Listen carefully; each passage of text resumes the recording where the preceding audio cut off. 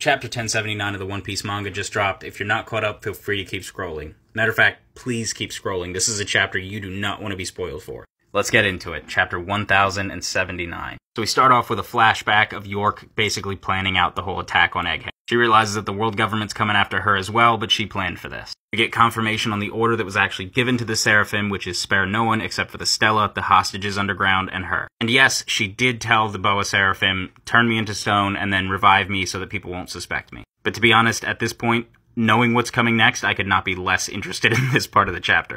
Because we gotta head over to Elbaf. Kid has made it very clear that he wants to fight Shanks right now, and he's faced with Shanks' fleet.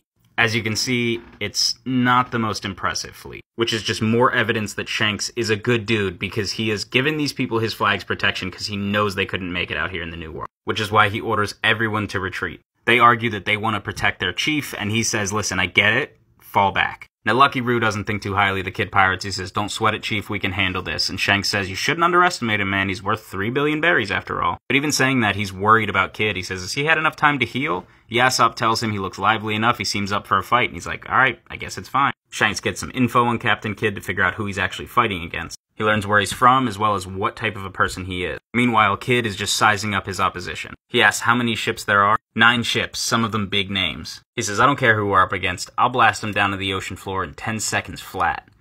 Oh, you sweet summer child. He pulls out Damned Punk and gets ready to fight. Thanks to Future Sight, Shanks is aware of exactly how much damage this is going to cause. Kid is powering up his attack, and the magnetism is so strong it's pulling the other ships towards him. Shanks perceives this and jumps into action, giving an order for Dory and Broggy to get in position. He jumps straight onto Eustace's ship, taking him completely by surprise. As he approaches, his Conqueror's Haki alone begins to take out some of Kid's crew, and then he unleashes a named attack, Divine Departure.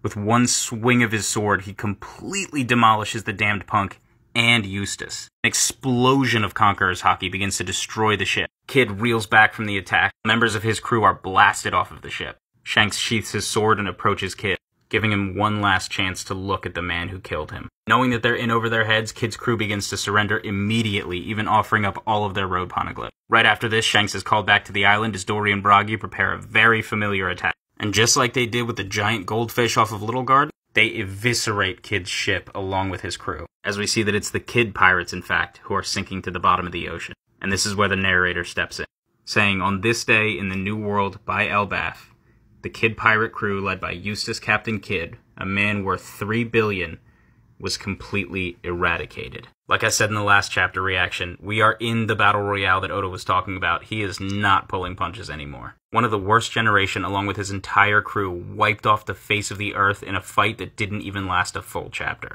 And it looks like we're going to have 2 weeks to talk about this.